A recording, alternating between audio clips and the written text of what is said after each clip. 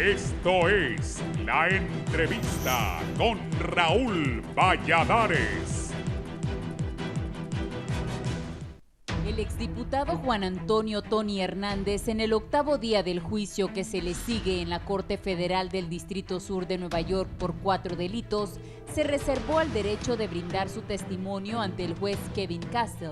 El caso se ha basado en gran medida en testimonios de narcotraficantes, mientras la defensa trata de restar credibilidad a los testigos. Este pasado martes comparecieron el agente de la agencia antidrogas George Papadopoulos, que en octubre del 2016 interrogó a Hernández. También lo hizo el ex narcotraficante guatemalteco Josué Fernando Chan Monroy. En su comparecencia, Chan Monroy, ex tesorero de El Chapo Guzmán, conocido con el alias Jack, testificó que traficó cerca de 15 toneladas de cocaína provenientes desde un laboratorio en Colombia junto a Tony Hernández. ¿Por qué le tenías miedo a Tony Hernández?, le pregunta el fiscal a Chan. Los otros traficantes eran como yo, no teníamos un hermano que fuera presidente de una nación, no tenían el mismo control de la policía y de un ejército, acotó sin tapujos. La defensa del exparlamentario, en un resumen, subrayó que ha quedado demostrado que el proceso estuvo lleno de mentiras, mentiras y más mentiras, de narcotraficantes desesperados en conseguir rebajas a sus condenas. Chan ha mentido una y otra vez a la fiscalía, cambiando sus declaraciones cada vez que se reunía con ellos, sostuvo la defensa de Juan Antonio Hernández. El segundo testigo del día fue el agente de la DEA, George Papadopoulos, que corroboró que entrevistó a Tony en su presentación voluntaria en octubre del 2016, como tras su detención en noviembre del 2018, cuando Hernández negó que se reuniera con el líder de los cachiros, Davis Leonel Rivera Maradiaga, pese a las fotos y videos mostrados al efecto. Asimismo, en el 2018, tras su arresto en el aeropuerto de Miami, Tony dijo conocer a Héctor Emilio Fernández Rosa, alias Don H, a través de un amigo de infancia, y a Víctor Hugo Morales, alias El Rojo. Al reanudar la audiencia al filo de las 2:50 de la tarde, Juan Antonio Hernández se dirigió al juez Kevin Castle para notificar su elección de no testificar. El juez le consultó: ¿esta es tu decisión?, a lo que Tony respondió: así es. El sonado juicio entra a su etapa final a la espera de que este miércoles se presenten las últimas alegaciones por la defensa para que el viernes 18 de octubre el jurado tenga su veredicto. Si el veredicto no es unánime, el juicio sería anulado y tendría que repetirse, según conocedores de la justicia estadounidense. Juan Antonio Hernández enfrenta 4 cargos de tráfico de drogas, soborno, posesión ilegal de armas y declaraciones falsas a un funcionario estadounidense.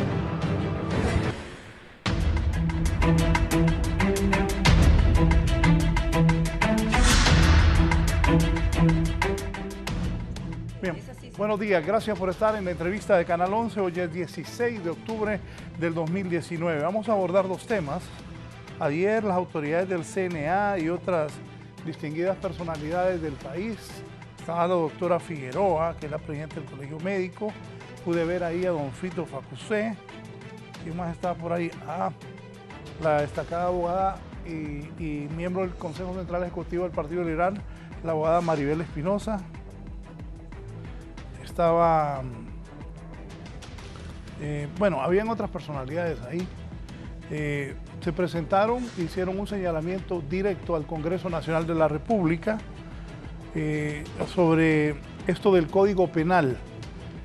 La abogada, entiendo que es la abogada Gabriela Castellanos, que es la coordinadora, y el abogado Odir estaba ahí también con un resto de personas de la sociedad haciendo estos señalamientos directos al Congreso Nacional. Vamos a abordar ese tema porque también hubo una reacción fuerte de parte del presidente del Congreso, reaccionando y diciéndoles que tenían un desconocimiento total de las normas parlamentarias y que también deberían aprender a sumar, les dijo ayer Mauricio Oliva, a los representantes del CNA y a todas estas personas que hicieron esta denuncia.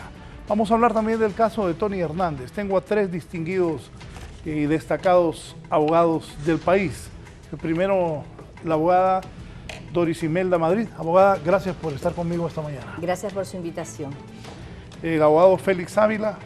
Abogado. Muy buenos días, muchas gracias Raúl por la invitación. Y el abogado Mario Chinchilla, que es especialista en Derecho Mercantil. Los dos primeros son penalistas y ambiental con 15 años de experiencia y también pues, con mucho conocimiento de este tema. El otro día lo vi en una entrevista que le hizo con mi compañero Chendo, muy buena por cierto, donde él contaba muchas historias de las cosas que han pasado en el país. Abogado Chinchilla, bienvenido. Muchas gracias, Raúl, por la invitación también. Buenos días a Honduras y a mis compañeros. Para los tres, desde el punto de vista en materia penal, ¿qué podemos deducir del juicio de Tony Hernández? Ayer se presentaron los últimos testigos. Abogada. Bueno, sí he estado tratando de seguir un poco el tema y he visto pues muchas contradicciones en cuanto a lo que son las declaraciones, ¿verdad? Un testigo ya estaba como colaborador desde el año 2016, 17 y 18, pero es hasta ayer donde habla que ya sobre el tema del acusado Antonio Hernández. Y de igual forma declara ante la Fiscalía que le mintió. Y también indica este testigo que creía que la droga y armas eran de Tony Hernández porque así se lo había dicho Toñito Santos. Entonces es algo que no le consta, algo que le comentaron, algo que le dijeron. Luego también otro testigo, ¿verdad? Manifiesta también no reconocer lo que es el tema de las armas. Luego también otro testigo que no tener conocimiento sobre el contenido de la droga. Todas estas incongruencias que se han dado, se nota pues, como siempre lo he manifestado, ese deseo y ese afán de obtener una merma en cuanto a sus condenas. Sí. ¿Qué piensa usted, abogado David? Bueno, muchas gracias Raúl. Para no decir, recalcar sobre lo mismo, lo que se observa es que ya en la recta final de este juicio, la Fiscalía de los Estados Unidos lo que está haciendo es redefiniendo toda una historia, la reconstrucción de unos eventos y lo hace mediante el testimonio de personas que se han visto seriamente involucradas en estas actividades. Por ejemplo, los testigos que han declarado, Davis Maradiaga, el señor que fue alcalde en el occidente, en una ciudad, un pueblo del occidente, el señor Ardón. Luego el día de ayer, una persona ya condenada de origen guatemalteco, y de lo que se trata pues es de establecer la idea al jurado o que el jurado crea que efectivamente el acusado está colaboró durante algún tiempo en el tráfico de drogas. Porque esa es la acusación que el señor Tony Hernández tiene, de conspirar, que no es otra cosa más que colaborar para que la droga pudiese llegar hacia los Estados Unidos de América. Mire, de lo que se trata es, y lo vamos a saber ya en cuestión de, según lo que se dice, 2, 3 días a lo más, lo vamos a saber realmente es si ese jurado de 12 ciudadanos estadounidenses o de 16, no sé exactamente cuál es el número exacto, se va a convencer en relación a si el acusado es culpable o no lo es. Porque aquí de lo que se trata es que debe demostrársele al jurado que esta persona colaboró, independientemente que se diga que sí traficó o no. Ahora, ahí con esos testigos han puesto al señor Tony Hernández, ¿verdad?, como una persona realmente que no solo colaboraba, sino que además tenía su propia marca, que tenía sus laboratorios. Esas situaciones van a ser vistas por el jurado y el jurado es el que va a tener la última palabra. La defensa tiene una tarea muy importante. Yo creo que en esa parte, en esa exposición oral del día de hoy, tengo entendido que pidió 3 horas, creo que tiene muchos elementos. Ahí él va a poner de manifiesto algunas contradicciones y todo eso le sirve al jurado. Nosotros podemos ver los testigos de la fiscalía, porque fíjate que es interesante aquí, que cualquiera podría decir, ¿y cómo es posible que una defensa quiera ganar un caso si no propuso pruebas, no interrogó a sus propios testigos? Lo que pasa es que no se trata de eso. Eso es igual que aquí. Uno puede ir a un juicio como defensor y puede decir, bueno, y sus testigos, pero los testigos son los mismos de la fiscalía que se contrainterrogan y encuentra de ahí esas contradicciones que la abogada Doris Madrid dice que a su juicio se encuentran, ¿verdad? Y la defensa, para mí realmente no me entreteneré en hacer esas situaciones porque de repente le corresponden eso a la defensa. Claro estoy que la defensa va a hacer el trabajo que corresponde, ahí lo vamos a saber, lo vamos a calificar como buena o mala cuando de repente conozcamos los argumentos de la defensa. Bueno hubiera sido como en otras ocasiones.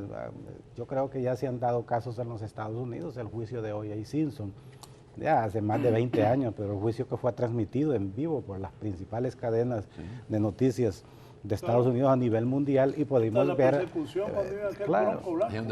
y pudimos ver la capacidad y la destreza de los fiscales como también de los abogados muy capaces.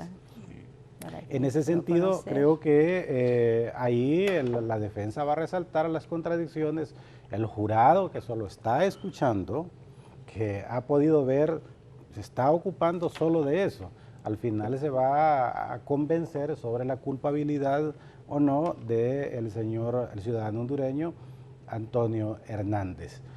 Yo creo que hay que decir una realidad. De lo que se trata es de decirle a un grupo de ciudadanos que no conocen el derecho, pero que les cuentan ahí hechos y al final convencerse.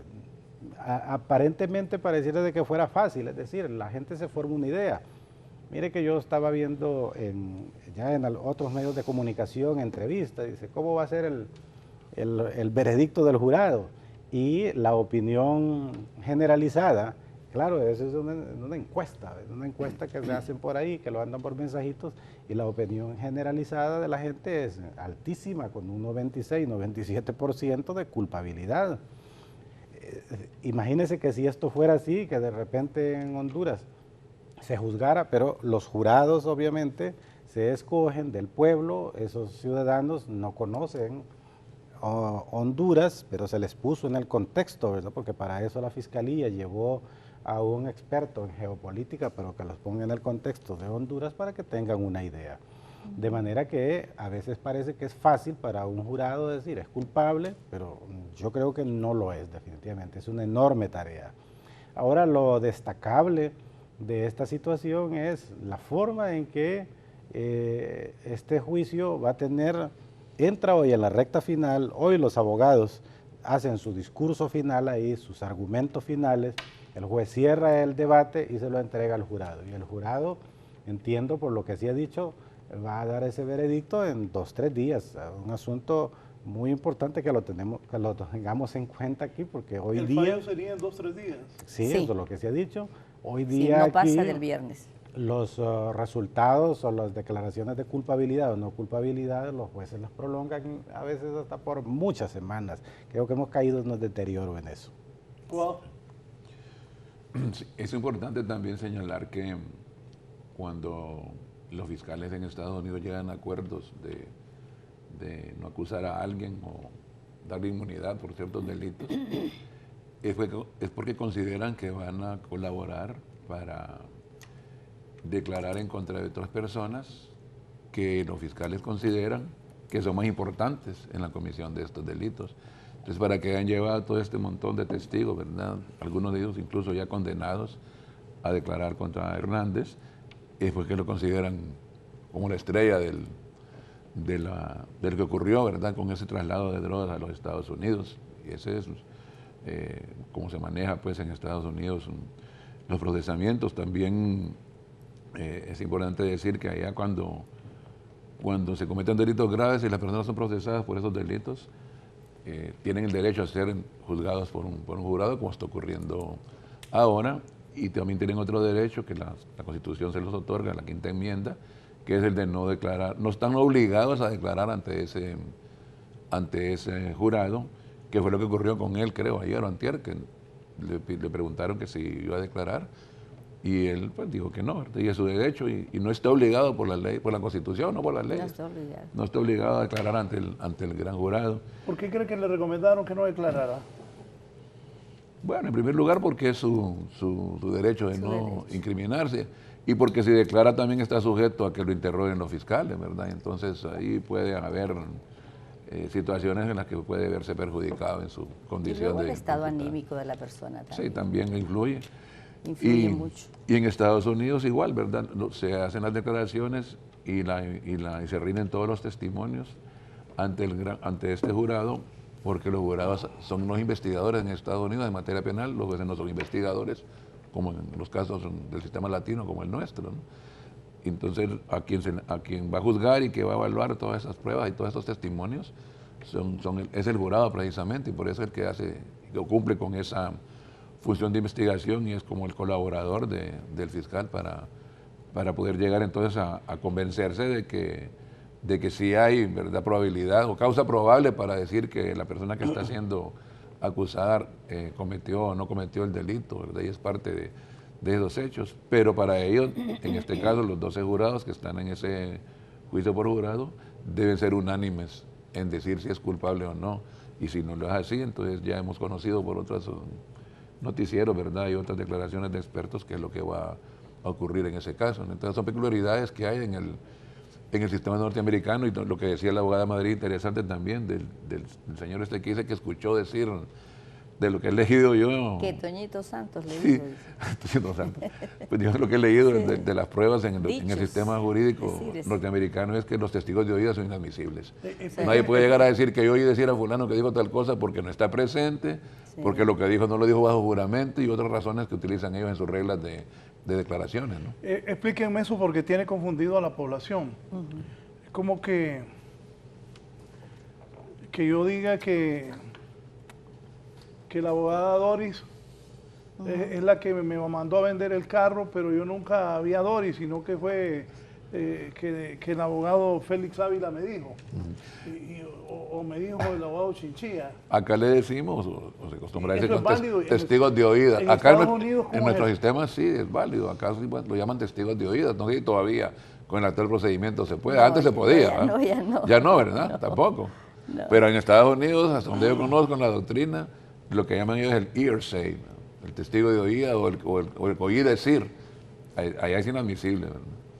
¿No? Sí, mire, aquí por mucho tiempo se utilizó y esa es la testigo de expresión oídas, muy sí. Cuando común, el Código de testigo de Procedimiento El oídas. viejo, penales, sí, sí. el anterior. Pero, y Testigo eso, de referencia. En la realidad es que más Hasta hacían propiamente un fila testigo de declarando. referencia Sí, es en los aquel juzgados. que repite lo que otro dice. Mire, en las reglas de valoración probatoria que existen en el sistema nuestro, que es el mismo sistema continental, el sistema de los códigos penales tipo latinoamericanos, eso constituye, la prueba se va haciendo de acuerdo a indicios. Un testigo de referencia, un testigo que repite, dice lo que vio, escuchó de otra persona, pero no es un testigo directo, puede constituir un indicio. Y esos indicios, de repente, si se corrobora, entonces puede convertirse luego después en plena prueba, pero eso es de acuerdo a una valoración basada en la sana crítica. Y tiene reglas Es también. decir, Se lleva reglas los para jueces eso. aquí valoran las pruebas de acuerdo a las reglas de la sana crítica y va a hacerlo de acuerdo, digo, reglas, la psicología, la experiencia y la lógica. Eso lo saben los jueces profesionales. Normalmente los jueces no letrados, por ejemplo, los jurados, que son jueces en realidad, jueces. porque van a juzgar, ellos no pueden ser sometidos a un sistema de evaluación probatoria de sana crítica porque tienen que explicar las razones por las cuales se convencen, las cuales no le dan valor a un testigo. Eso se llama las reglas o el sistema de valoración probatoria en los sistemas jurados. Es el sistema de la íntima convicción. Ellos se van a convencer porque quieren convencerse. Sí. Y punto. Y no tienen que dar ninguna Una explicación, explicación.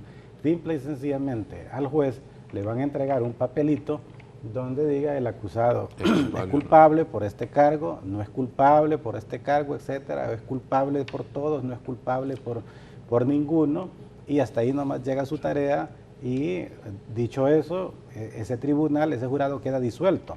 Ya le tocará al juez hacer la sentencia y decidir ya con otros alegatos, otras audiencias sobre la pena concreta que vaya a imponerse.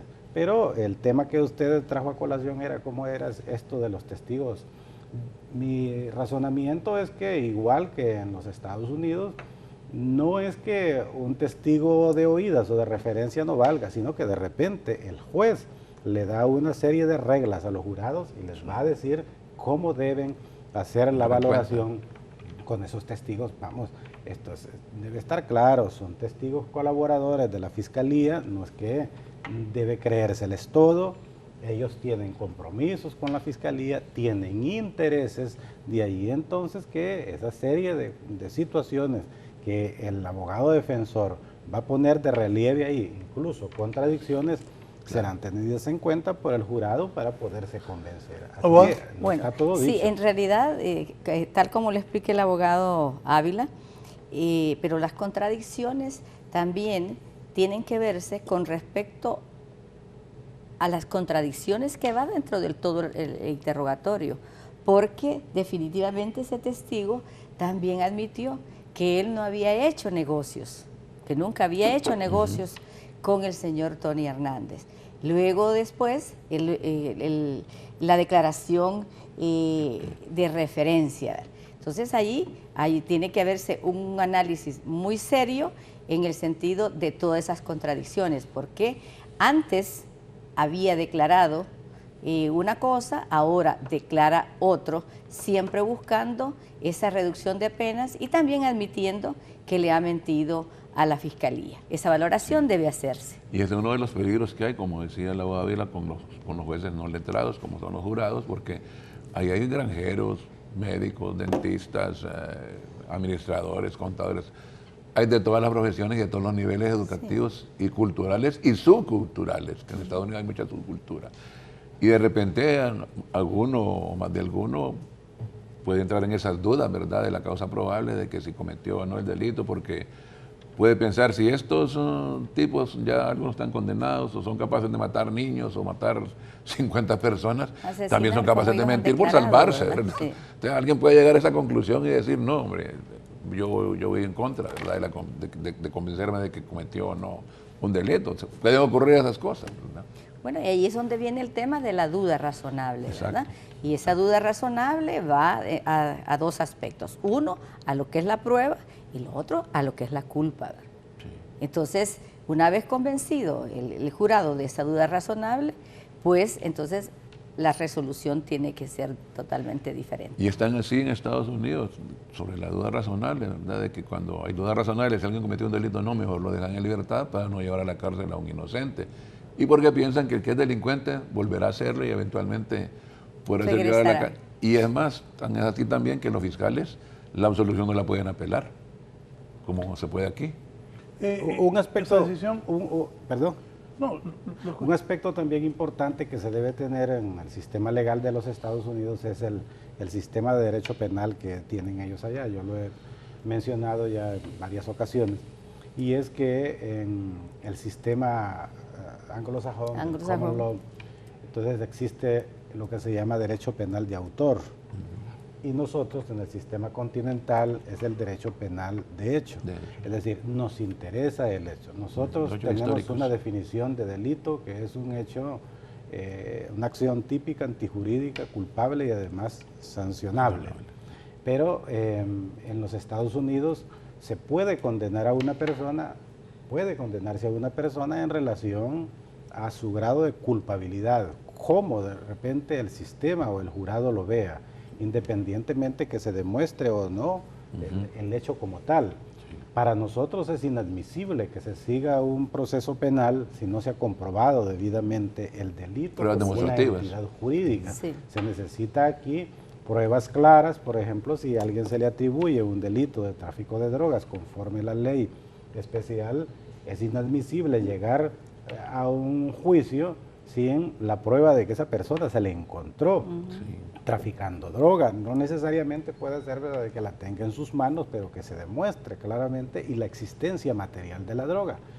Aquí vamos a ver cómo va a ser el veredicto, porque hasta donde yo tengo entendido, esa tableta o ese ladrillo, lo que hay ahí es una fotografía, no es... Es una fotografía. es una fotografía de una tableta, supuestamente droga, y hasta donde sabemos, ningún testigo ha dicho de la existencia física de una agente. tableta Ni de... que la han encontrado en otras partes del No, mundo y tampoco. un agente de la DEA declaró que Entonces, no se había visto en ninguna parte exacto, del mundo. Entonces, eso es importante, el jurado va a tener en cuenta eso, porque si lo están acusando a él, que elaboraba su propia marca. Su propia marca, marca, ¿cómo es posible entonces que si había una marca, existe una marca de un producto, de un perfume o de una prenda de vestir, marca entre y comillas, que no se encuentre en ningún ninguna mercado parte, del mundo? sí. Entonces eso puede ser una cuestión que el jurado debe tener en cuenta, ¿no? Quiero, Que convenza al quiero jurado. leerles, poneme ahí los tweets de esta periodista del New York Times, de Emily Parker, y voy a poner un video también que habla sobre exactamente lo que estamos hablando de... Ahí dice Emily Parker, ella es periodista que cubre este juicio del New York Times. Palmer. Día 9 en el juicio contra Tony Hernández, hermano del presidente Juan Orlando Hernández. Por cierto, los medios internacionales los primeros días destacaban más a Juan Orlando Hernández que al enjuiciado. Aquí ella dice, hermano del presidente Hernández, hoy vamos a escuchar los argumentos finales de dos lados. Hay 4 cargos de narcotraficante contra Tony y el más grande lleva una condena perpetua. Este hilo, sí, correcto. Y este hilo explica el sistema de justicia de los Estados Unidos. Sigamos con el siguiente.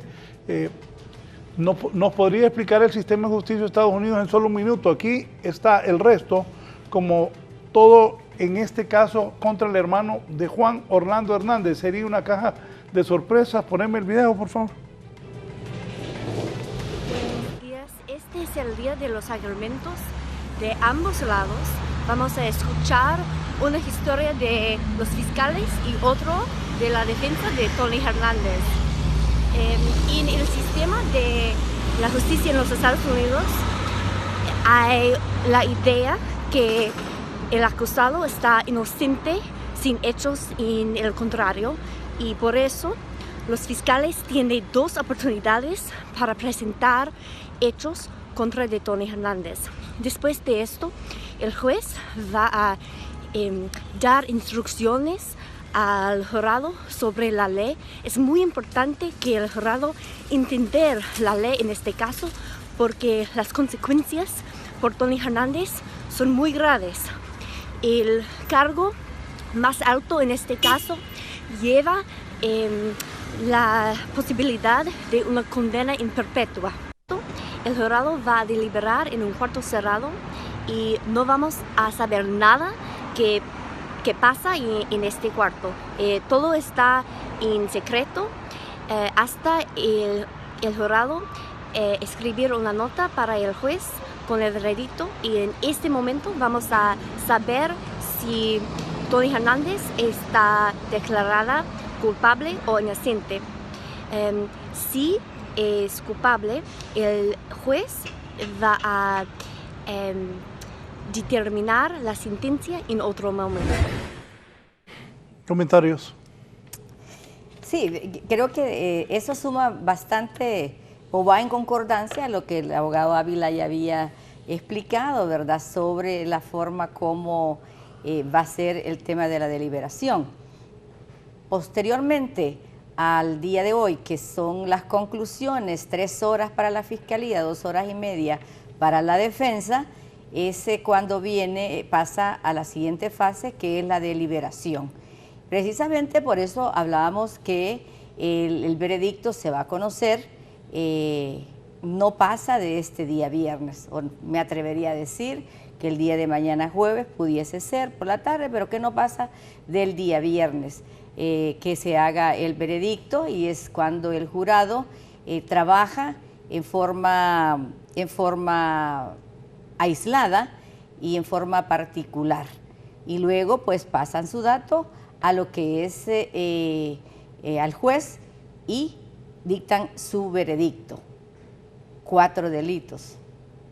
Y esos 4 delitos no solamente hemos visto por los medios de comunicación y la vía rápida internet que existen las declaraciones de los cooperantes, pero no he visto, y asumo esta posición, el tema de la prueba periférica existente a estos veredictos. Y los 4 delitos, conspirar para importar cocaína, que es donde todos los testigos han estado bastante concentrados, que es en este punto. Y 2 elementos que no se hicieron y quedaron bien claros en las declaraciones tanto de los agentes, es la no existencia del vaciado telefónico y luego ese indicio pues que vincula directamente la declaración de los testigos. Tampoco se encontró ningún mensaje, llamadas o imagen que involucren ninguna conspiración y que tenga esa relación directa con las declaraciones de los cooperantes. La conspiración tienen que estar 2 personas. Esas 2 personas tienen que cometer el mismo delito. No es que si una sí o la otra no. Y en el otro delito, que es la posesión de ametralladoras y dispositivos destructivos, el acusado declaró claramente que coleccionaba y presentó los permisos de portación. Luego también los tipos de las armas son armas permitidas en los Estados Unidos y con sus permisos. Ahí, teniendo los permisos y que las armas son de un tráfico lícito dentro de los Estados Unidos, el delito debería quedar desestimado. Luego existe un tercer delito, que es la conspiración para poseer ametralladoras y dispositivos destructivos. El anterior que yo explicaba es la posesión y este siguiente es la conspiración, ¿verdad?, para poseer. Ahí, pues las armas que se compró, ¿dónde están? Luego el testigo que lo que habíamos comentado anteriormente, don Fernando Chan Monroy, un guatemalteco ya condenado, unas declaraciones en el año 16, 17 y 18, ahora que está en un sistema de colaboración, ya habla sobre el acusado, pero de igual forma manifiesta que no ha hecho negocios con él. Y luego un cuarto delito, que es hacer declaraciones falsas a agentes federales. Los agentes no tienen realmente una grabación que compruebe uno de los testigos ayer decía que el agente que lo interrogó cuando él se presentó voluntariamente en los Estados Unidos manifestó y declaró en juicio que no tenía ningún video ni ninguna declaración al respecto. Pues esto es todo lo que está, los delitos incoados y luego la relación de las declaraciones con las pruebas periféricas. Y luego, pues, ahora esperamos las conclusiones de la defensa y luego ver cómo tanto la Fiscalía desarrolla en sus conclusiones la prueba presentada en el juicio y la defensa, como también la desestima conforme a su análisis en su representación técnica. O sea que hay 2 declaraciones entonces, una que no existe grabación ni escrito y la del aeropuerto. Sí, hay dos. La que yo le explicaba ahora fue cuando él se presentó, cuando se presentó voluntariamente a declarar. Antes de las elecciones. A declarar, sí. Entonces, allí, ayer declaró el agente que lo entrevistó y este apellido es Popoulos. Papadopoulos. Creo que es. Sí, George Papadopoulos, ¿verdad? Y entonces él declaró ayer que no tenía ninguna grabación y que tampoco había escrito alguno sobre esa entrevista, ¿verdad? Así que, bueno, tenemos todos esos elementos que de alguna forma pues van a ser valorados en las conclusiones. Yo creo que es importante recalcar aquí porque estamos haciendo juicios de valor sobre algunas situaciones que no necesariamente son iguales a las nuestras. Sí.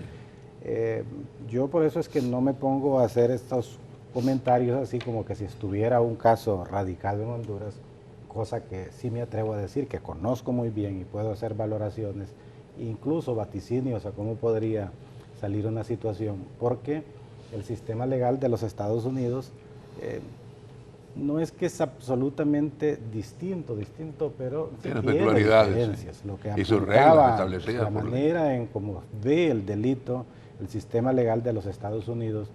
Y, por ejemplo, un colega se esforzaba días anteriores a decir, bueno, el asunto es que los fiscales allá en los Estados Unidos en este caso se han ido por lo más fácil, por comodidad. Como no pueden probar tal extremo, tal delito, porque es más complejo, entonces se van por la figura de la conspiración. Pero lo que pasa es que el derecho penal, repito, no es el mismo. Aquí la conspiración... Explíqueme algo. Los de la DEA tuvieron que convencer a los fiscales que presentaran ese caso contra Tony Hernández, ¿no? Por supuesto, igual que en cualquier parte del mundo. ¿Y un fiscal en Estados Unidos va a presentar un caso la piensa? Debe ser así en cualquier parte del mundo, en Honduras también. Debe ser así, que un de fiscal debe ser objetivo, como lo ha dicho la abogada, Sí. y no debe llevar casos a los tribunales que sean desechados de entrada. Solo el 10% de los casos. En primer lugar, este caso ha sido visto con una relevancia penal bastante amplia para que se convirtiera en una causa probable. Pasó por la selección que hace o la determinación que hace el gran jurado, como aquí, cuando los sistemas siempre tienen esa etapa intermedia del proceso que nos sirve para determinar si el caso debe ir a juicio oral y público. Entonces, retomando lo que decía, no es lo mismo, vamos a decir aquí, no es lo mismo la conspiración como la vemos en nuestro derecho continental, que normalmente la conspiración para cometer delito en los códigos penales nuestros no es punible, salvo en aquellos casos donde lo establezca claramente la ley. Específicamente el Código Penal sanciona la conspiración para cometer delitos, por ejemplo, el magnicidio, el delito contra el presidente de la República. Creo que en tráfico de drogas aquí en Honduras también es delito la conspiración, pero es un grado muy, muy inferior. En los Estados Unidos, conspirar para que otros introduzcan droga es lo mismo que la misma pena que traficar a la droga y llevarla. Esa es la gran diferencia que hay allá.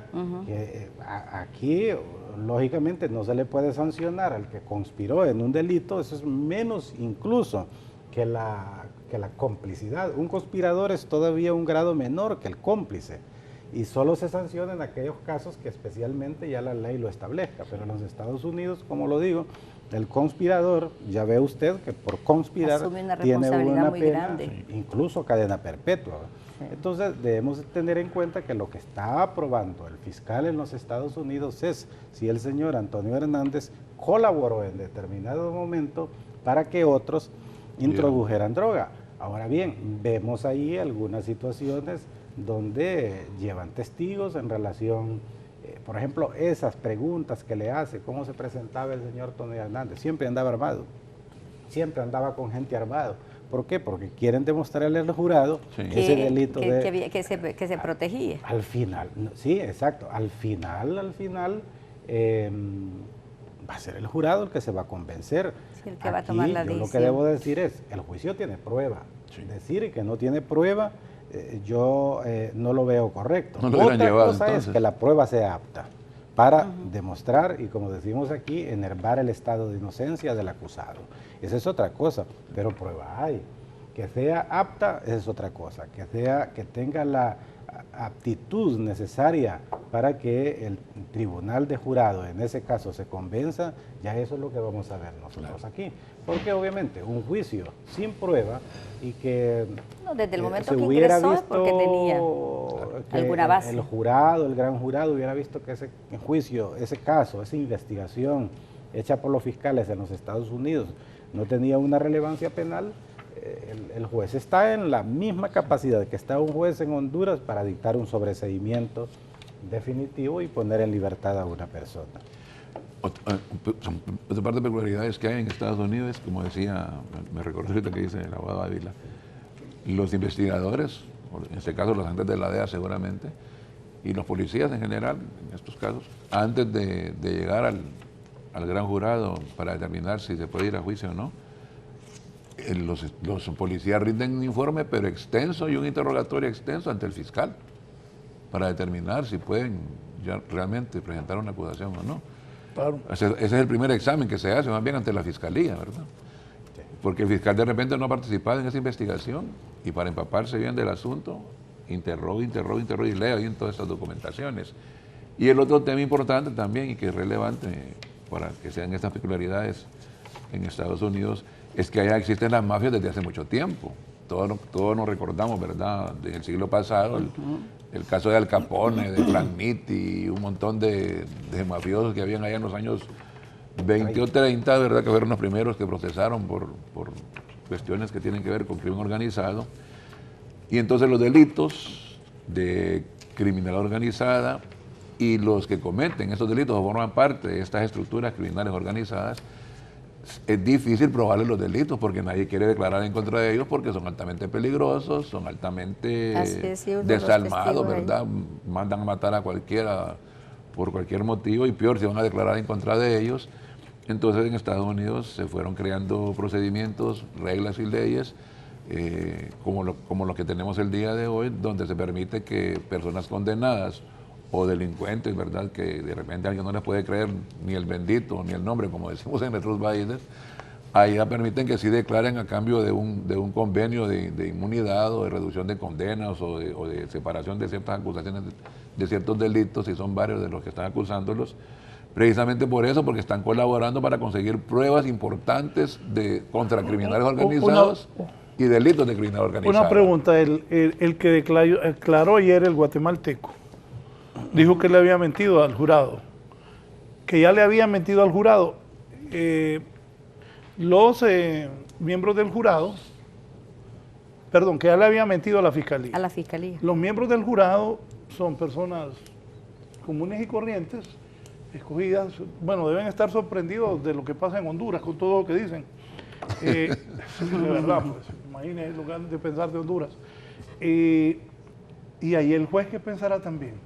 Bueno, en ese aspecto, el juez también, el jurado va a valorar muchísimo.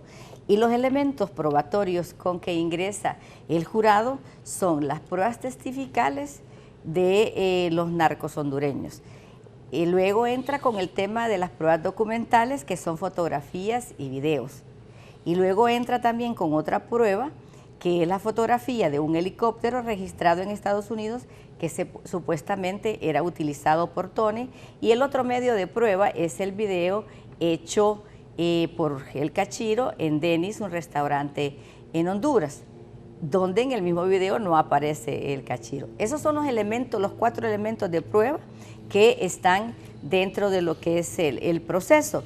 Y precisamente bajo esos elementos de prueba es que viene el tema de la valoración. Bueno, usted preguntaba qué piensa el juez. ¿Qué puede pensar? ¿Qué puede pensar? Bueno, pues, el juez tiene su propia valoración. Lo que pasa es que en un sistema como ese es prohibido que el juez siquiera se acerque al jurado y le diga qué es lo que piensa. Lo que hace, como lo quedó ratificado aquí con lo que dijo la periodista, es que el juez lo que hace es darle reglas, no es un jurado nada más que es absoluto, que no tiene reglas, está sometido a reglas. El juez le dice cuáles son los cargos. Por ejemplo, en España tienen un sistema de jurado distinto al jurado de los Estados Unidos para ciertos delitos, y yo eso lo conozco un poco, y allí se le entrega un cuadro fáctico, es decir, un checklist. Exacto. Ustedes tienen que determinar si esto que dice la fiscalía, según en este juicio se probó. Entonces, más o menos así es parecido en este caso de los Estados Unidos. En pues, España Sí, que se dan en unos España lineamientos. hay un sistema de jurados. Se da como unos lineamientos. Que acaban de emitir en contra de, ahí en Cataluña. O los separatistas. Ajá. No, esos casos no van a juicio de jurado. Van a juicio de jurado tal vez delitos contra la vida y otro tipo de delitos, pero estos son delitos contra la Constitución por la cuestión políticos. Sí, son delitos políticos, estos son juzgados por la naturaleza de los hechos y además de eso por los que todos ellos eran funcionarios del gobierno de la Generalitat y del gobierno de Cataluña, entonces son juzgados por una sala especial del Tribunal Supremo Español. Interesante es que como son juzgados por una sala especial del Tribunal Supremo, ahí no existe un recurso de casación porque están juzgados al máximo. Al máximo nivel. Entonces, lo que decía usted es que pensarán los jurados están pensando simple y sencillamente si esa persona es culpable o no lo es. El juez está pensando lo mismo, pero simple y sencillamente su tarea es instruir al jurado y esperar que ese jurado le entregue ese veredicto de culpabilidad, y si no hay culpabilidad, pues la tarea del juez ahí nomás termina. Claro. Pero igual el jurado tiene que hacer su valoración. Hay apelación. Sí. Sí. Hay una apelación si el acusado es declarado culpable, porque tiene derecho a un... De parte de la defensa. Por parte de la defensa, es el acusado el que apela. Si el veredicto es de inocencia, no hay ningún recurso contra eso. Sí. El juez por eso también, como lo decía el abogado Ávila, a veces llama aparte o llama al estrado frente a él, al fiscal y al defensor, y hablan bajito, porque hay cosas que el jurado no las debe oír, que el juez le dice al fiscal y al defensor, para que evitar, ¿verdad?, influenciarlos con algunas cosas que él diga, porque molesta el juez, ¿verdad? Claro. Pero Me llamaba la atención hoy en los medios de comunicación nuestros que decía que el señor Hernández, don Tony Hernández, se niega a declarar, y no es así. No. El hecho de declarar o no declarar en un juicio, ese es un acto eminentemente potestativo del imputado. Un privilegio. Es un privilegio que tiene y es un derecho, y no es tema de negación. Estamos listos. Vamos a cerrar esto del caso del Tony Hernández con dos cosas. Primero, hoy la Fiscalía tiene 2 o 3 horas, de acuerdo a lo que leí, para exponer otra vez sus argumentos finales. Y la defensa leí que tenía 2 horas y dije yo, ¿por qué la Fiscalía 3 y por qué la defensa 2? Pero bueno. Yo leí que decía 2:30. Bien, entonces, ¿cómo es lo de hoy? Bueno, lo del día de hoy son las conclusiones, ¿verdad? Son las conclusiones y, lógico, comienza sus conclusiones la Fiscalía con 3 horas. Usted leyó 2 horas, yo leí 2 horas y media. Bueno, pero después sigue la defensa con sus conclusiones y luego pasa a la siguiente fase, que es el tema de la liberación. Yo pienso que no es así exactamente las horas que deben hacer, pero sí definitivamente las conclusiones son el día de hoy y luego se pasa al tema de la deliberación y incluso lo que está dentro de las comunicaciones en internet y todo, es que la resolución del jurado será el día de mañana, pero pudiese ser, ojalá que sea así, y pienso que también la resolución del jurado es de forma inmediata, ¿verdad? Para no perder ese contacto con todas las declaraciones y con todos los indicios que han sido llevados al juicio, ¿verdad? Sí. Abogado Félix Ávila. Bueno, efectivamente, esa parte final del juicio es una situación muy interesante. Ocurre en todos los sistemas legales del mundo. Las conclusiones le llamamos nosotros, argumentos finales puede llamársele. Es el discurso final donde el abogado, que es el experto en derecho, va a perfilar si lo ocurrido durante el juicio sirve para, en este caso, el abogado fiscal, para probar los hechos y además de eso la culpabilidad de la persona, y se lo dice al jurado que está ahí. No está hablando con el juez, porque no es el juez el que va a juzgar. Es con el jurado. Hace énfasis al jurado y le va a decir que esa persona es culpable. La defensa, por el contrario, tiene generalmente el mismo tiempo. En esto vemos que es equitativo. Yo escuché, porque como aquí hay tanta información, que la Fiscalía tenía 2 horas y media y que el abogado defensor tenía 3 horas. Es un tiempo, lo vemos, suficiente como para hacer unos argumentos, para argumentar, para hablar sobre jurisprudencia. Acordémonos que el sistema legal de los Estados Unidos se basa en eso, ¿verdad? En el precedente judicial, otros casos parecidos, y que en este caso el defensor utilizará cómo resolvieron, cómo debe resolverse tal cosa, para que también el jurado debe tener en cuenta eso. Al final es el jurado el que tiene la última palabra. Interesante para mí que tengamos en cuenta que estas decisiones son prontas, son rápidas. Aquí en los últimos años hemos caído en el vicio. Posponer las audiencias para empezar.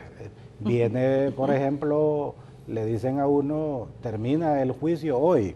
Le dice, bueno, tenemos mucho trabajo y... dentro de una semana. Dentro de... una semana. No, puede ser 2 semanas y después uno queda esperando bueno, una semana tocado, y le mandan decir, hoy día el Poder Judicial manda un tuit donde dice suspendida la audiencia de fallo porque nos acaba de pasar ocurrió, a nosotros. Entonces, ¿qué es lo que pasa con eso, Raúl? Bueno, yo creo que esto debemos tenerlo en cuenta. Un juicio que no se delibera inmediatamente corre el riesgo de su contaminación. Por mucho que se diga aquí, yo lo voy a decir. Yo estuve 6 años al inicio de este proceso penal. Y yo puedo decirle aquí categóricamente que en los tribunales, en las salas en las cuales deliberamos, nos preocupábamos por resolver los asuntos el mismo día. Generalmente y es que así debería ser. No hacíamos eso de que terminara el juicio a las 6, 7 de la tarde, porque obviamente habría de que irse a descansar, ¿verdad? Sino que tratar que la última palabra sea dicha más o menos al mediodía, para que así el tribunal tiene toda la tarde y parte de la noche para tomar una decisión. Si un tribunal, ya sea de jurado o de jueces expertos, está atento, ha visto desfilar, impropio decirlo, la prueba, ahí tiene la capacidad para eso. No se trata que vaya a leer expedientes, porque hemos pasado, eso se supone que ya superamos el sistema inquisitivo de que todo se hacía en expediente y el juez tenía todo el tiempo del mundo para leer el expediente. Entonces yo creo que debemos tomar como una lección, independientemente del veredicto que se vaya a dar en estos días, en las próximas horas, sino que de repente la forma en cómo se desarrollan los juicios, para que de repente nosotros aprendamos. Al final yo pienso que vaticinar el veredicto no es apropiado si se es responsable. Hay muchas cosas que decir. La Fiscalía tiene un caso, eso es indiscutible, lo ha trabajado, tiene sus propias valoraciones y todo. La Fiscalía puede inventar cosas, ¿verdad? Lo que le dicen esas personas, él ha creído que estos testigos le están diciendo verdad al jurado, pero también el defensor ha estado muy atento y seguro de que en ese discurso final le va a decir al jurado una serie de cosas que podrían poner en duda a un tan solo jurado. Ya será suficiente para que no se alcance unanimidad. Relacionarla, en el tiempo que les dé el juez y no se alcanza esa unanimidad, por uno que no se convenza, y si son más, eso será una duda razonable y el veredicto será de inocencia, y salvo que se convenzan todos y podrán convencerse de repente tan rápido o les cueste, y el veredicto será de culpabilidad. No lo sabemos todavía, esperemos. Sí, el tiempo, me imagino, yo creo que está bien, porque cuando uno imparte clases o dicta una conferencia y le dicen que tiene 1 hora, uno dice, sí, es suficiente. Y cuando acuerde, cuando está en el lugar, le está mandando el papelito que faltan 3 minutos, pero no ha terminado. Y en relación con lo demás, pues sí, ¿verdad? La defensa pues hará lo propio para de introducir en la mente, ¿verdad?, de los juzgadores, en este caso, que es el jurado, la duda razonable, ¿verdad?, de que la persona es inocente, y igual que el fiscal, ¿verdad?, de que es culpable, y cada quien puede llevar a un hilo conductor, ¿verdad?, de lo que dirá sobre lo que se ha vertido, lo que se ha discutido, lo que se ha presentado, lo que se ha dicho, y hasta llegar pues cada quien, ¿verdad?, al final a decirle al jurado, no, él es inocente y el otro es culpable, y vaticinar, como decía el abogado Ávila, es difícil porque no ha estado uno presente. No, exacto, uno no conoce todo lo que ha ocurrido, todo lo que se ha dicho. Todos los bemoles. Todos los que han estado ahí todos los días, ¿verdad? Puede tomar alguna idea de repente. Si yo fuera jurado, diría si es inocente o culpable porque han estado todas las 2 semanas ahí, ¿no? Y claro, las discusiones que llevarán los jurados son personas, como decimos, comunes y corrientes, que allá es obligación de la ciudadanía comparecer a ese trabajo, por selección que se hace al azar, ¿verdad?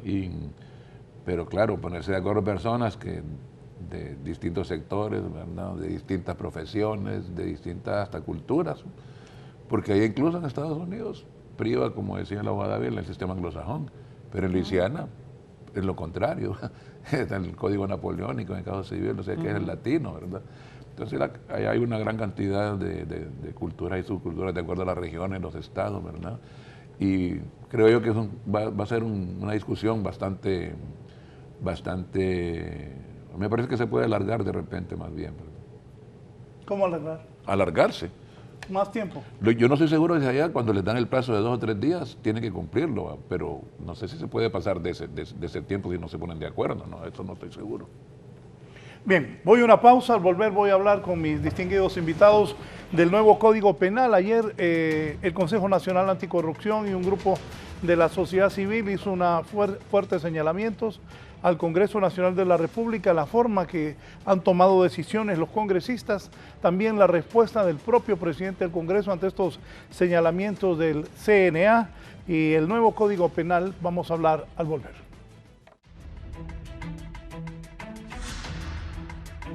Vamos con el nuevo Código Penal.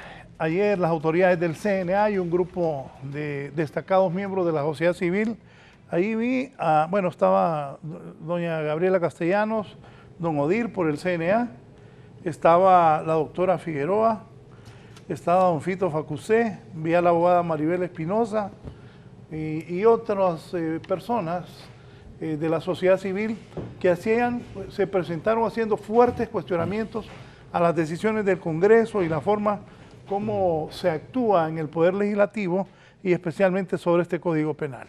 Tenemos un resumen sobre esto para que mis invitados luego nos comenten. Por favor. El Consejo Nacional Anticorrupción presentó este día una denuncia por corrupción legislativa ante el Ministerio Público contra varios miembros de la Junta Directiva del actual Congreso Nacional, así como exdiputados quienes presuntamente habrían cometido irregularidades en la aprobación del polémico Código Penal.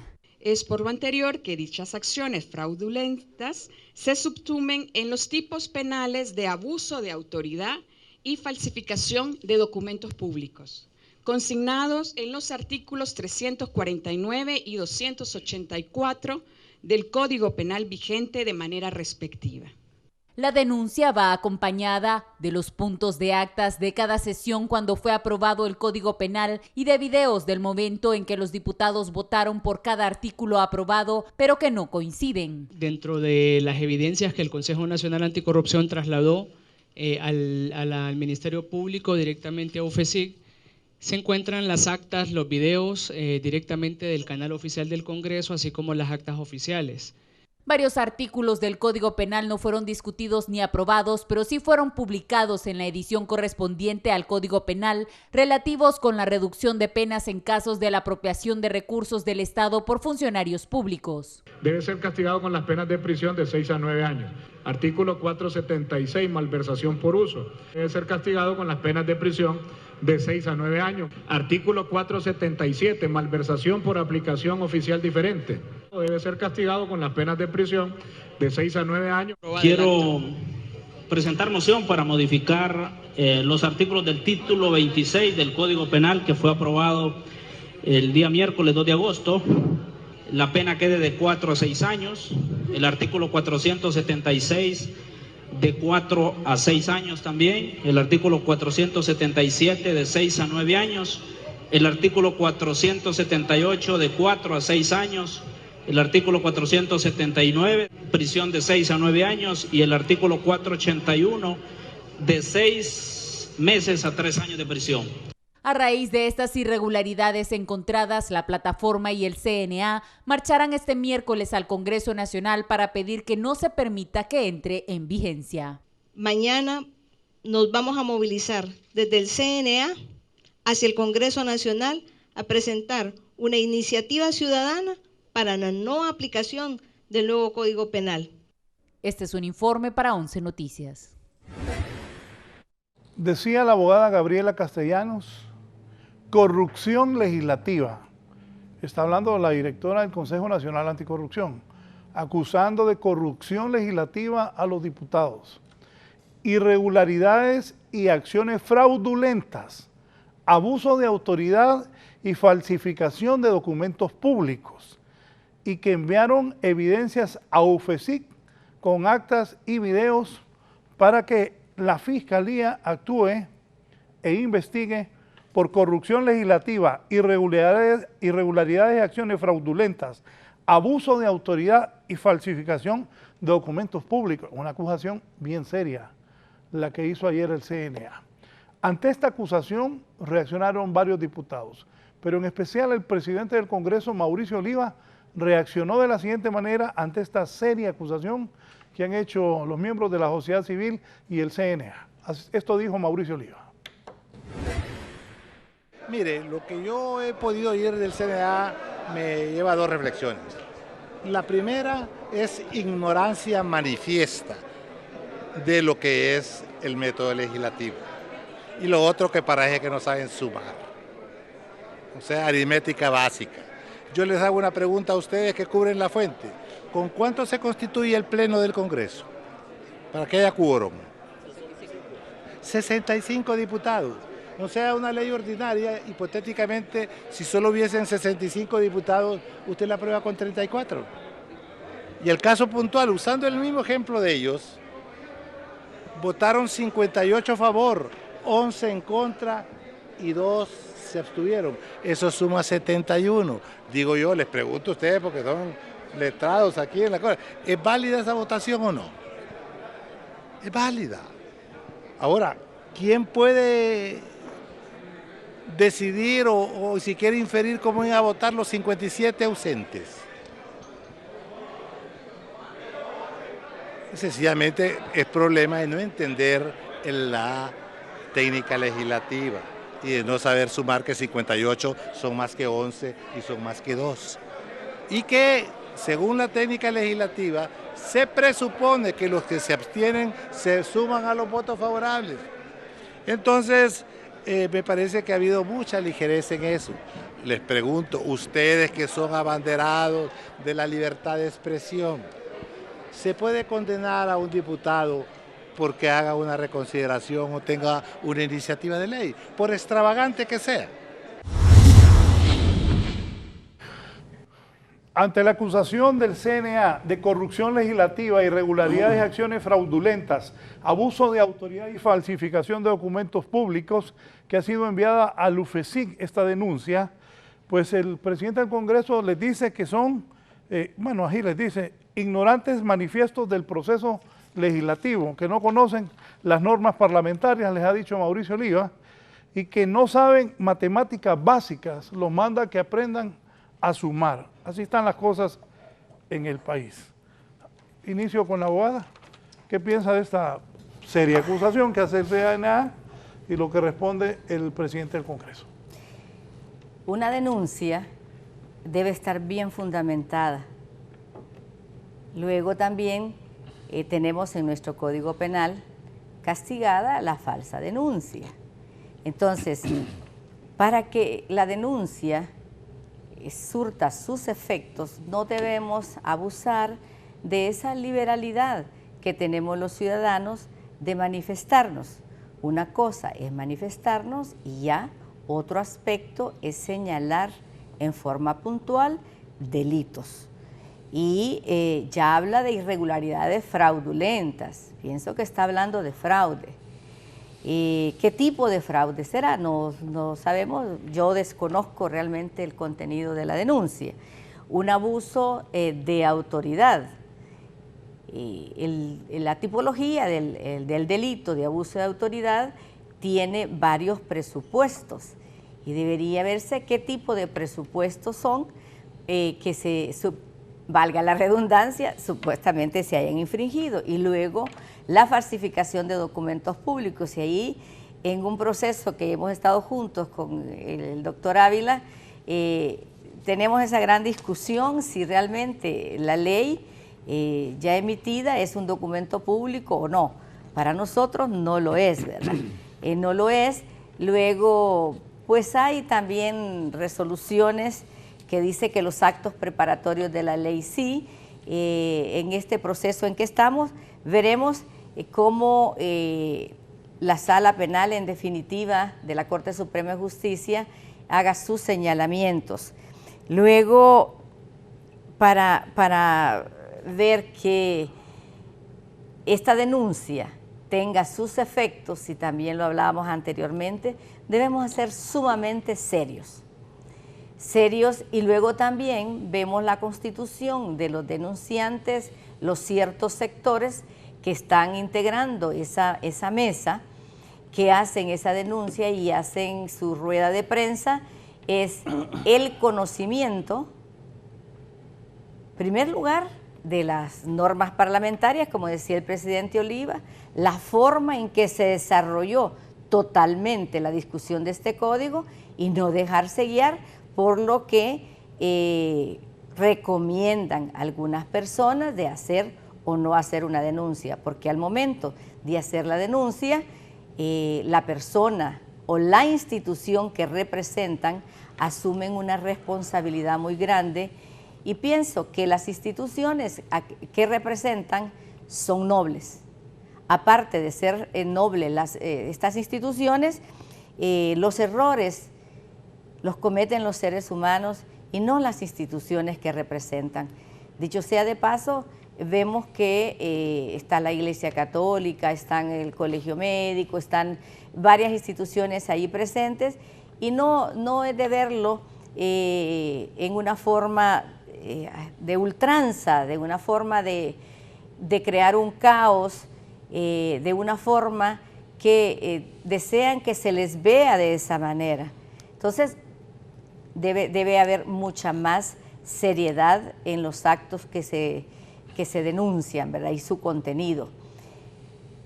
Esperemos que en esto haya mucha reflexión y que el país también entre en un proceso de paz. Esto incrispa mucho a la sociedad y desafortunadamente hablan de temas eminentemente jurídicos quienes no lo conocen. Sí. Abogado Félix Ávila, ¿qué piensa de esto? Bueno, mire, el tema del nuevo Código Penal es muy interesante, porque desde que el día de la publicación se alzaron las voces para decir que el código está malo. Entonces,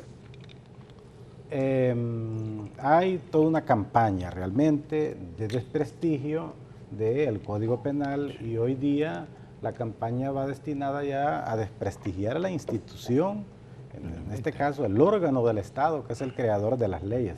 Y obviamente es una situación bien montada, bien organizada, porque si se desprestigia el producto, pero además de eso se desprestigia a quien hace el producto, estamos hablando de que la idea es a que esto se destruya totalmente.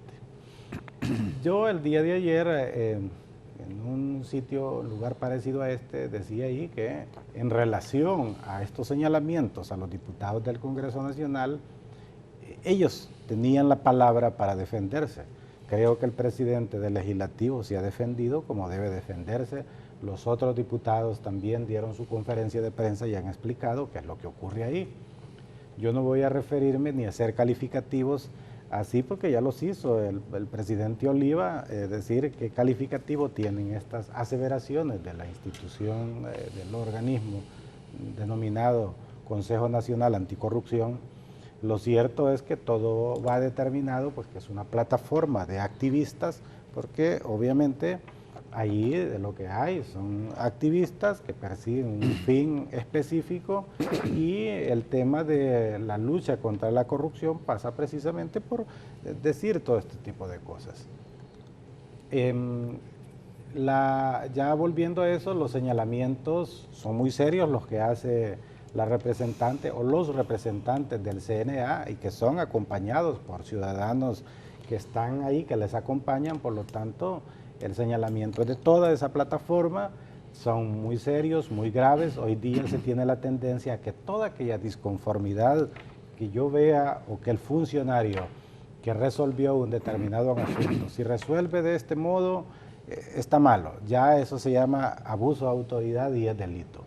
Entonces se ha cometido un abuso enorme sobre esta figura legal, ¿verdad? Incluso la propia jurisprudencia de la Corte Suprema de Justicia ha dicho que no toda aquella irregularidad, no toda aquella disconformidad que exista entre la decisión del funcionario con la ley es delito. Es decir, la mera disconformidad de la decisión o el acto con la ley, eso puede verse como una irregularidad administrativa que es objeto de corregir, pero aquí la idea es que si un funcionario ya no me resuelve a mí en el modo que yo quiero que resuelva, resolvió a su favor en contra de mis intereses, entonces es que el funcionario comete abuso de autoridad. Esas cosas tienen que ponérsele coto porque el funcionario aquí ya no puede trabajar. Si resuelve de un modo, está malo. Si resuelve de otro modo, está malo. Debemos acostumbrarnos que no necesariamente tenemos la razón en ciertos asuntos. Entonces creo que la respuesta del presidente del Legislativo ha sido categórica. Ateniéndonos a eso, yo creo que es claro, hay una ley orgánica del Congreso Nacional, del Poder Legislativo. Un reglamento ni siquiera es un reglamento. No, Por muchísimos años hubo un reglamento interno, no, pero justamente se hizo una ley, se nos trasladó guste a o ley. no, pero es una ley. Se cuestiona que la ley debería de decir que el quórum debe contener un número mayor de diputados, pero ya esa es una cuestión que está ahí, ¿verdad?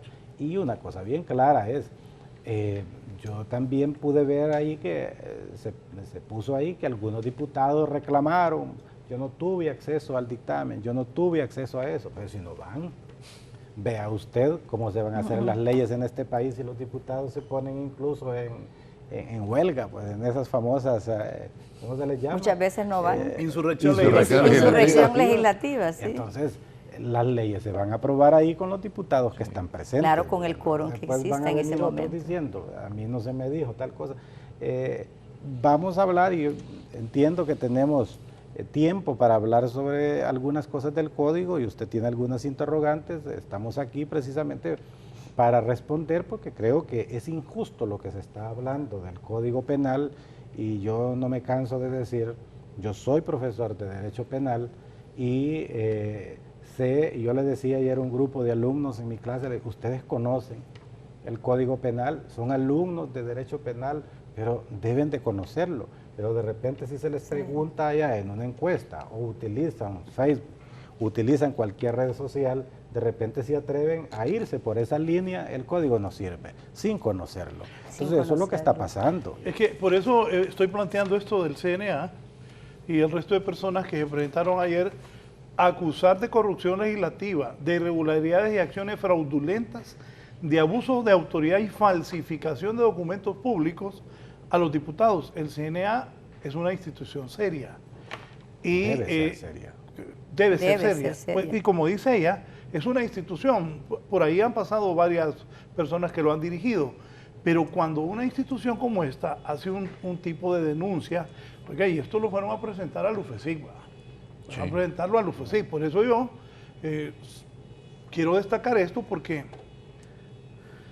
con la respuesta que escucho del presidente del Congreso y los otros diputados que les están diciendo que tienen ignorancia manifiesta del proceso legislativo, estas personas del CNA y el resto de la sociedad civil, eso no está bien para el país. Sí. Porque el CNA es una institución que tiene una representación importante y credibilidad. Pero como dice el doctor Ávila, muchos alumnos vieron eso del CNA y ya dicen que tiene razón. No, hombre, esos del Congreso manipularon eso. Sí.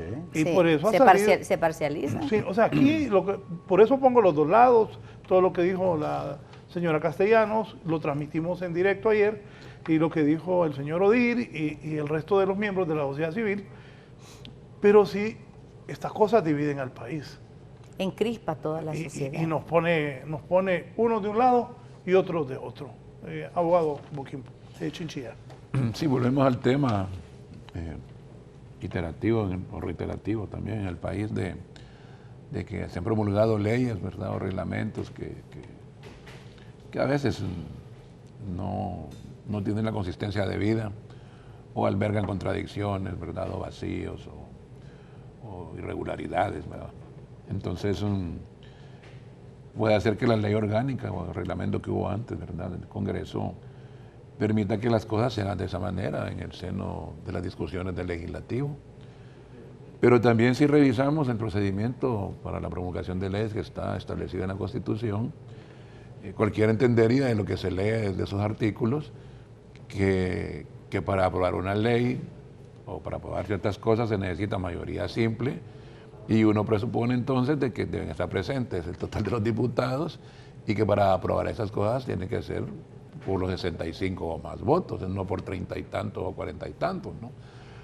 Y eso se infiere de la lectura de los artículos constitucionales, ¿no?, que establecen el procedimiento para promulgar las leyes en el país. Por esa razón es que desde hace como de unos 8 o 12 años los partidos políticos, incluyendo el PINO al cual pertenezco yo, han estado insistiendo en que ese reglamento del Congreso o ley orgánica del Congreso debe ser revisada o debe de ser derogada y establecer, ¿verdad?, claramente los procedimientos a seguir y que no estemos con situaciones, pues, ¿verdad?, que permita que se lleguen a puntos como el que hemos llegado el día de ayer y que, como bien dice usted, son peligrosos, ¿verdad?, y ponen siempre en precario nuestra identidad, nuestra nacionalidad, nuestra credibilidad como nación y seguimos perjudicando al país nosotros mismos, los hondureños, ¿no? Entonces, una pregunta, porque se me viene a la mente,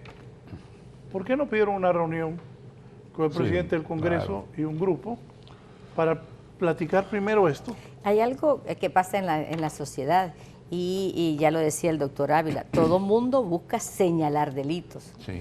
El derecho penal es el derecho, actual. es el derecho punitivo del Estado, ¿verdad?, para hacer sus controles, pero no buscan el tema de poder hablar. El diálogo es la mejor arma que los seres humanos tenemos. Mire, yo con presión, ¿verdad? Con todo respeto a ellos, para no encrispar más el país, mire, solo ayer el COEP también se pronunció con su posición del Código Penal. Los de ACJ, ellos sí fueron ahí al Congreso a plantearles algo, y el CNA los denunció de corrupción. Mire, el problema aquí es que hay un abuso del derecho penal sobre eso. Todo se está viendo como delito. Entonces, por eso es que este código es malo para estos sectores, porque aquí ven el derecho penal, y a mí me extraña porque supuestamente hay personas conocedoras del derecho penal, porque no todo el mundo conoce el derecho penal. Sí. Hay abogados, ¿verdad?, que pueden ser abogados, pero tampoco son expertos en derecho penal. Pero conociendo el derecho penal no es para todo.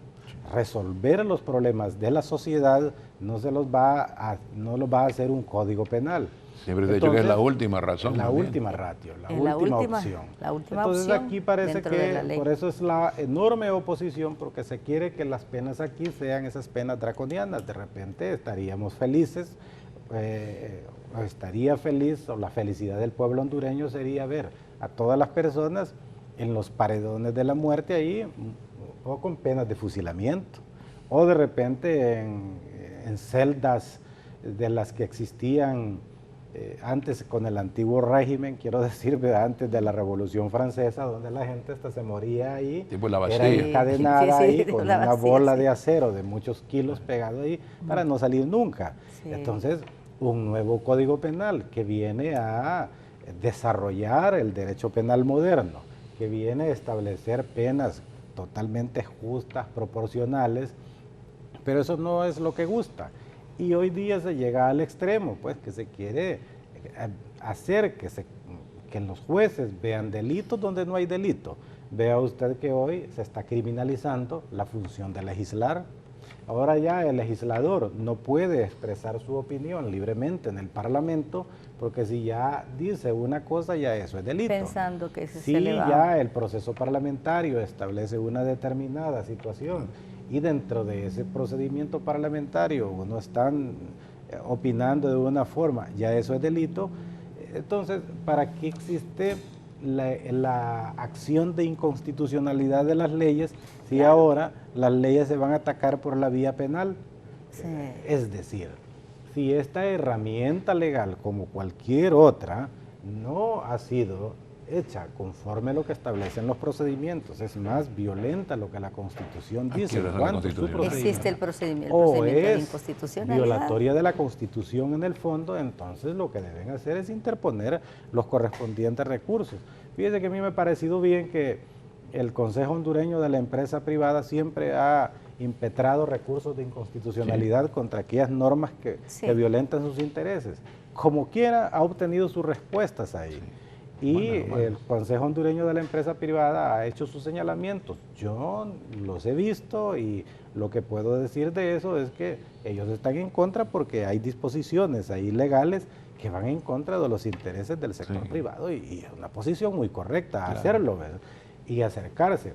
Pero establecer oposiciones simple y sencillamente, porque aquí queremos ver que la gente se muera de repente en la cárcel, que las penas sean exageradas, y lo peor de todo, Raúl, yo le voy a decir aquí con esto, es que esa campaña que ha dirigido el CNA va iniciada con una mentira, precisamente porque dice ahí que las penas en el nuevo Código Penal son más bajas que en el vigente Código Penal. Lo que pasa es que nunca dicen la historia completa.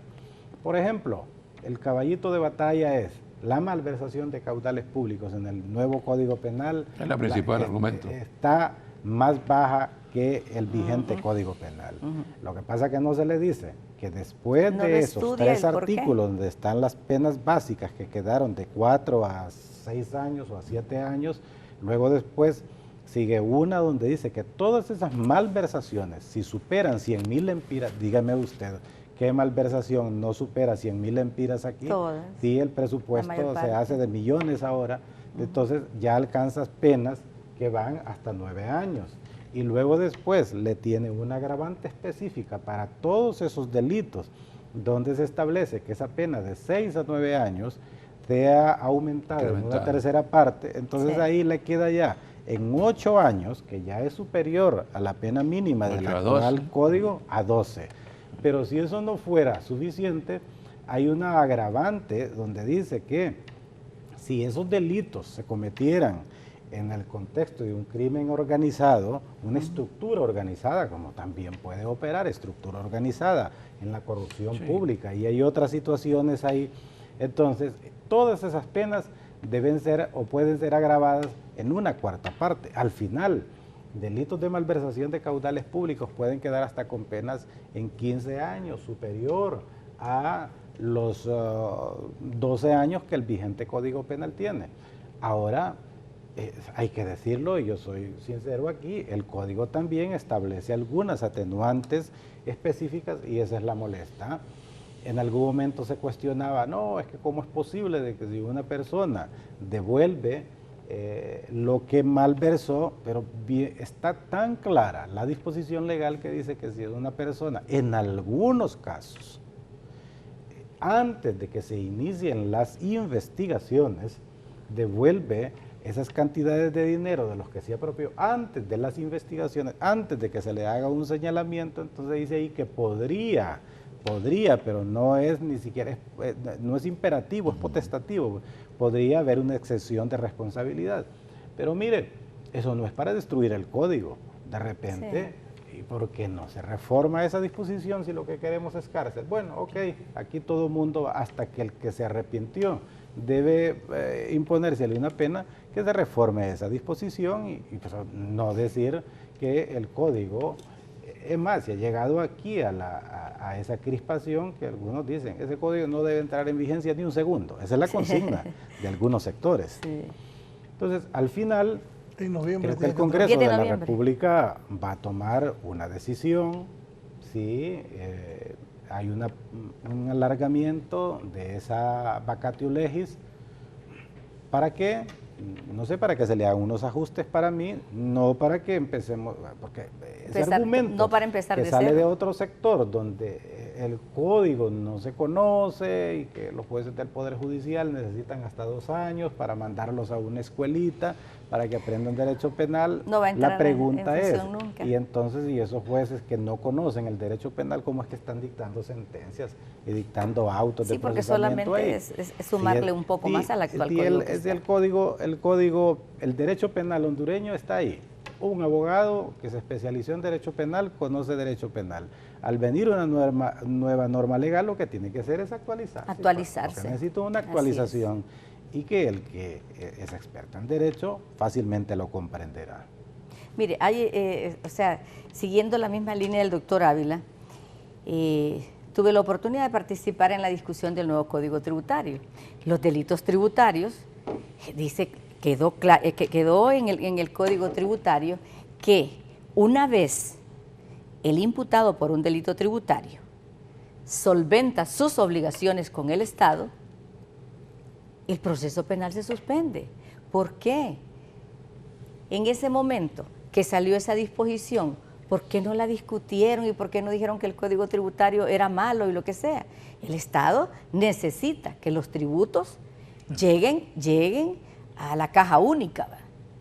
Y que el Estado pueda caminar y seguir en su proceso.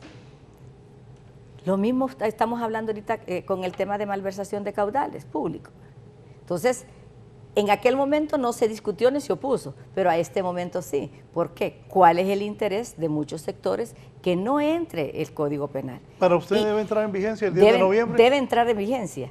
Y debe entrar en vigencia porque no ha sido un acto improvisado. Esto lleva muchos años.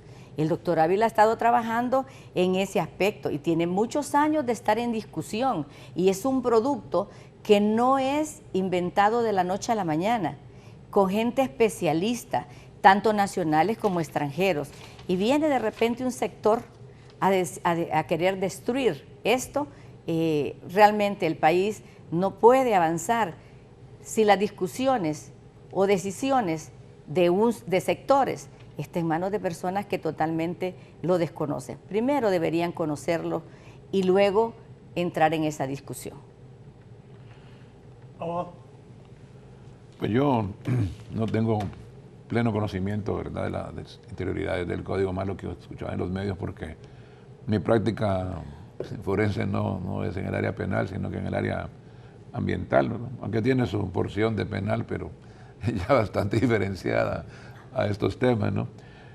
Sí me llama la atención también en este código el tema de los asuntos de la violencia intrafamiliar y la violencia doméstica, que si se sigue también, como bien dice el abogado Ávila, llevando toda la penalización, ¿verdad? Cuando en otras partes del mundo se está trabajando más bien desde el ámbito civil en la prevención, con comités conformados ahí por instituciones especialistas que tratan de mantener la integridad de la familia, con psicólogos, trabajadores sociales, sociólogos, etcétera, etcétera. Más bien llevar tendencias modernas, ¿verdad?, que evitan penalizar estas situaciones que ahora más bien en el código se está tratando de otra manera y en algunos casos también parece que incrementaron las penas, pero sí tomaron algunas medidas, ¿verdad?, novedosas. Pero sí escuchaba recientemente yo a una doctora española de Barcelona que hizo su doctorado en esos temas del ámbito civil para estos temas de familia, pero desde el punto de vista o del enfoque de la prevención y no de la penalización. Y me parece que, como decía el abogado Ávila, y que conoce a profundidad este tema, pues sí, estamos modernizando la legislación penal del país. Y el país tiene que avanzar también. Tenemos un código del 84, ¿no?, que cuando trabajábamos, que usted era juez y era fiscal, ¿verdad?, ya por los años 90 que nos conocimos con el abogado Ávila, desde entonces data, pues, ¿verdad?, el código penal y las tendencias en el mundo van cambiando y el derecho penal no es ajeno a eso, porque las leyes son reflejos de las sociedades y de las tendencias, ¿no? ¿Sus conclusiones? Sobre el tema este en particular, sí. Que si bien es cierto, pudiera ser que no hay razón de señalar algunos aspectos particulares del Código Penal nuevo, sí los asuntos como se discute en el legislativo, pueden a veces llevar, ¿verdad?, algunas dudas o pueden llevar a pensar, ¿verdad?, que se cometen desafueros, porque la reglamentación interna o la ley orgánica del Congreso lo permite y se puede ver, como le decía yo, si nos vamos a la letra de la Constitución, que pudiera ser que se contradice la misma cuando las cosas se hacen de una manera que pone en duda esa letra, pero para ello, como decían mis compañeros, pues, ¿verdad?, están establecidos también los procedimientos en la sala penal a los cuales podemos acudir cuando pensamos que la Constitución está siendo violentada, ¿no? Entonces, este caso es un caso similar a eso, y los partidos políticos, como les decía, ¿verdad?, algunos partidos políticos hemos estado insistiendo en que esa ley orgánica debe ser revisada por aspectos como los que están ocurriendo el día de hoy o de ayer, ¿no? Gracias al abogado Mario Chinchilla por su participación esta mañana. Conclusiones, abogado. Bueno, yo hacía mi comentario para mí misma y decía, si no lo dejan entrar en vigencia, ¿cómo vamos a saber si definitivamente da sus resultados o no da sus resultados? Beneficioso, ¿no? Definitivamente debe entrar en vigencia y lo que tenga que reformarse, debe reformarse, y lo que no y que nos afecte, tenemos la vía expedita por otros ámbitos dentro de la ley para poder llevarlo a su buen fin. Pero creo que todos debemos colaborar para que llegue a su buen fin, y en el entendido que este es el derecho punitivo del Estado. A nadie le va a gustar muchas cosas. Es igual que el Código Tributario, maneja lo que son impuestos. ¿De dónde viene la palabra impuesto? Imposición. Entonces es algo que no gusta, ¿verdad? Que no gusta, pero sí, definitivamente debe entrar en vigencia. Aparte de eso, el Estado necesita tener esa paz para que la inversión en el país, la que está, se mantenga, se conserve, y luego la que no ha venido, que venga, porque también el Estado necesita seguridad jurídica. Gracias. Muchas gracias por su invitación. Cerramos con el abogado Félix Ávila, sus consideraciones. Raúl, este tema del Código Penal, mire, se parte de la idea, pues, que el código para estos sectores es malo y que por lo tanto, al no entrar en vigencia, nos quedaríamos con el vigente Código Penal. Tenemos un derecho penal. Ahora, los intentos de reformar el derecho penal hondureño no es de ahora. Esto no es un invento de este órgano legislativo de ahora. Eso viene hace mucho tiempo. Hace cerca de 20 años, bueno, hace más de 20 años, se reformó el vigente Código Penal en un porcentaje enorme. Sí. En 1996 a su consumo. Se introdujeron las primeras reformas, básicamente la mayoría de ellas encaminadas a alzar los techos de las penas, y ahí tenemos las penas. Luego se hizo una serie de reformas, total que el vigente Código Penal, en su concepción original, conserva una parte de la estructura del código, la parte general, pero la parte especial ha sido transformada totalmente, produciéndose un anacronismo terrible ahí, unas contradicciones, porque hay una incongruencia y desproporcionalidad de las penas por esta forma de legislar apresurado que ha hecho el Congreso a establecer penas superiores a los 30 años en delitos que ni siquiera no lesionan el derecho a la vida, por ejemplo, como el caso de la asociación ilícita, sí, la ley que en el afán de regular esta situación se ha desproporcionado esto. En ese sentido, no hay un buen código penal actualmente, no es justo, pero parece que eso es lo que se quiere. Decía que después de esas reformas del año 96, en el año 2001, en aquel entonces presidente del Congreso, Rafael Pineda Ponce, propuso la creación de un nuevo Código Penal, y ahí está, yo tengo el texto completo, auspiciado siempre por organismos internacionales, el ILANUD, y un experto costarricense propuso un nuevo Código Penal que, revisándolo, y por eso digo hay que estudiarlo, poco cambia con este nuevo Código Penal. Por ejemplo, el tema de la responsabilidad penal de las personas jurídicas ya se tocaba en ese tiempo, estamos hablando cerca de 18 años para atrás. Y más adelante, En la Corte Suprema de Justicia que dirigió doña Vilma Morales de Montalbán, también la Sala de lo Penal impulsó un anteproyecto, no sé si llegó a hacerse como proyecto, lo digo con toda propiedad porque siendo yo juez en esa época fui invitado a participar en algunos trabajos de preparación, estuvimos discutiendo eso también, el doctor Chirino de Costa Rica se le contrató para eso, obviamente todo para mejorar. Este Código Penal viene a recoger esos proyectos, no es una cosa inventada, así todos esas, recoge el código actual, los dos proyectos que se han hecho, otros proyectos, otros insumos que se han hecho ahí, se han recogido y por lo tanto no es un mal código, no es una ley perfecta, puede mejorarse, para eso debe escucharse la opinión de la sociedad, pero tampoco va a haber un código a la medida de determinado sector. No puede haber un código para esto. Hoy es 16 de octubre y debe entrar en funciones el 10 de noviembre. El 10 de noviembre. Sí. Estamos a 20 días. Porque otra cosa. Aplicarse. Yo quisiera que... Vigencia. Creo que todos los hondureños, yo, queremos que haya el mejor código penal, pues. Claro. Para todos, pues. Para el país, para los hondureños. Pero, y se van a poner de acuerdo de aquí al 10 de noviembre. Porque ahora todos quieren opinar sobre el Código Penal. Pero mire, la decisión la tiene el Congreso de la República. El Congreso, así como emite leyes, así como un día se encerró en privado para reformar la Constitución de la República en el artículo 82, y por eso es lo que tenemos, estas cuestiones que allá en Estados Unidos se está juzgando gente, y se encerraron los diputados ahí para tomar esa decisión. Pues igual pueden tomar una decisión y decir, va a entrar en vigencia el Código Penal en la fecha que está dicha, porque ha sido tiempo suficiente. Obviamente todas estas cosas es porque se supone que la gente lo ha leído, es una ley punitiva, no es una ley de tipo social donde se regalan cosas, lo que hay ahí son sanciones. Lo que tenemos que hacer es atenernos al derecho penal. La ley penal es intimidatoria, intimida a los ciudadanos para que no delincan. Coercitiva. Desde mi punto de, es coercitiva, desde mi punto de vista debe entrar en vigencia, que hay señalamientos, pues deben proponerse los proyectos de reforma y se reformará como debe ser, como una ley. Pero al final va a ser el Congreso y si decide no ponerlo en vigencia, pues ahí tenemos un Código Penal y vamos a seguir con los problemas en el derecho penal. A nadie que se le va a castigar. Gracias, abogado. Que se le va a castigar va a decir, sí, castígueme. Gracias, abogado. Sí. Gracias.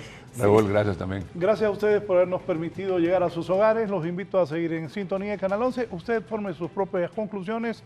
Estos tres distinguidos profesionales del derecho nos han orientado tanto en el caso de Tony Hernández, que se lleva en Nueva York, como el nuevo Código Penal y la polémica que se ha generado entre los miembros del CNA, miembros de la sociedad civil y las autoridades del Congreso Nacional. Bueno, no las autoridades, los diputados del Congreso Nacional. Pero como dice el doctor Ávila, debe entrar este código el 10 de noviembre en funciones. Si los diputados, en vigencia, sí, en vigencia. Si los diputados se encierran y dicen que el 10 de noviembre va a ir. Contra viento y mareo. Al final, el Congreso tiene la decisión. Buenos días.